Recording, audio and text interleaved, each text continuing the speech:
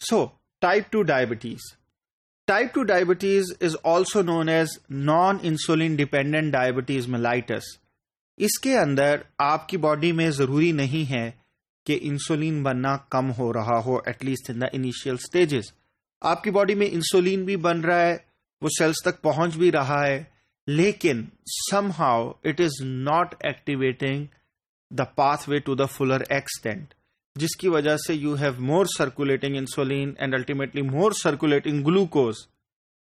It accounts for about 90% to 95% of all diagnosed cases of diabetes. So it's a more common form. लेकिन इसके pathway को समझने के लिए इट इज़ वेरी नेसेसरी कि आपको अभी हम लोगों ने जो इंसुलिन रिसेप्टर देखा था आप समझ सकें कि एक्चुअली अल्टीमेटली कौन सा पाथवे है जिसको वो ट्रिगर करता है. तो for example look at this picture very carefully. You have insulin ने आके इंसुलिन रिसेप्टर को एक्टिवेट किया and ultimately tyrosine kinase got active here.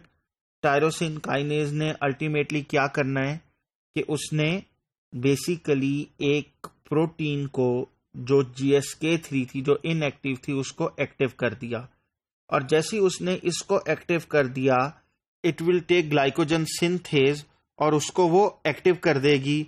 उससे क्या होगा कि ultimately you have more glycogen would start forming, ताकि आपकी जो एग्जिस्टिंग ग्लूकोज है जो आया है वो अल्टीमेटली ग्लाइकोजन में कन्वर्ट हो. लेकिन पहले आपने ग्लूकोज तो अंदर लाना है, तो ग्लूकोज कैसे आएगा? That will come from glucose transporters. This GLUT stand for glucose transporter.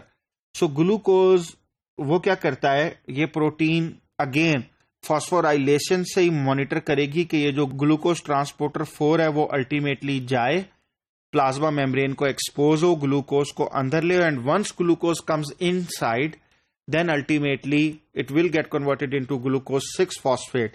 अगर ये glucose 6 phosphate में ना convert हो तो it can go outside again. So basically phosphorylation is also a mechanism to keep things inside the cell, and that ultimately also activate glycogen synthase ताकि यही glucose ultimately convert हो जाए into glycogen. So that's the insulin mechanism. Let's review it once more, that binding of insulin to plasma membrane receptors in the liver and muscle triggers protein kinase cascades that stimulate glycogen synthesis. That's the primary function of insulin. Insulin effects include inactivation of GSK3 and stimulation of PP1, both actions activating glycogen synthase, as well as recruitment of GLUT4 to the plasma membrane. ताकि ultimately you can get glucose uptake, provides substrate for glycogen synthesis and glucose 6 phosphate, which allosterically activates the otherwise inactive form of glycogen synthase. So this is the nice summation of what we saw, that how the pathway works. Ultimately you can also see कि क्या हुआ है आपके पास protein phosphorylation से and insulin modulation से. Gluconeogenesis बनना खत्म हो गया, new glucose is not forming, protein synthesis start हो गया, लिपिड ब्रेकडाउन खत्म हो गया, लिपिड सिंथेसिस स्टार्ट हो गया, ग्लाइकोजन सिंथेसिस स्टार्ट हो गया, ग्लाइकोलिसिस हुआ और एक्टिव ट्रांसपोर्ट ऑफ ग्लूकोज होना स्टार्ट हो गई. Now I am gonna relate this all back to type 2 diabetes के उसके अंदर क्या होता है. उसके अंदर ये होता है कि अल्टीमेटली जो आपके इंसुलिन रिसेप्टर थे उनसे इंसुलिन बाइंड की, एंड अल्टीमेटली उसका काम क्या था कि उसने ग्लूकोज ट्रांसपोर्टर को एक्टिव करना था कि ग्लूकोज ट्रांसपोर्टर ग्लूकोज को अंदर ले सके. But something goes wrong in the signalling to GLUT4, और GLUT4 उस तरीके से, GLUT4 stands for glucose transporter 4, वो अल्टीमेटली ग्लूकोज को नहीं ले सकता. And that signalling basically that mechanism के उधर सिग्नलिंग सही नहीं हुई, जिसकी वजह से ultimately what happens, insulin resistance पैदा होती है. क्योंकि इंसुलिन ब्लड के अंदर होती है लेकिन it can not cause the uptake of glucose by the cell.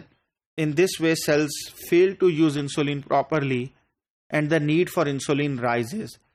Ultimately इसका एक और लॉन्ग टर्म नुकसान ये होता है कि pancreas gradually loses its ability to produce insulin, और ultimately what happens that the patients who have type 2 diabetes they also end up basically keeping insulin injections with them ताकि उनको भी लेना पड़े.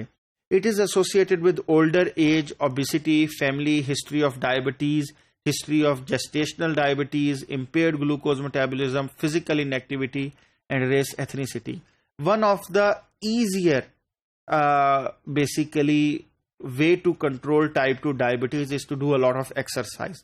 If you have a very healthy and active lifestyle, तो आपका जो glucose है बॉडी में, एक्सेस ग्लूकोज, वो वैसे भी ब्रेक डाउन होता जाएगा, जिसकी वजह से आपको काफ़ी सारी जो कॉम्प्लिकेशंस आती हैं डायबिटीज़ की वो नहीं आएंगी.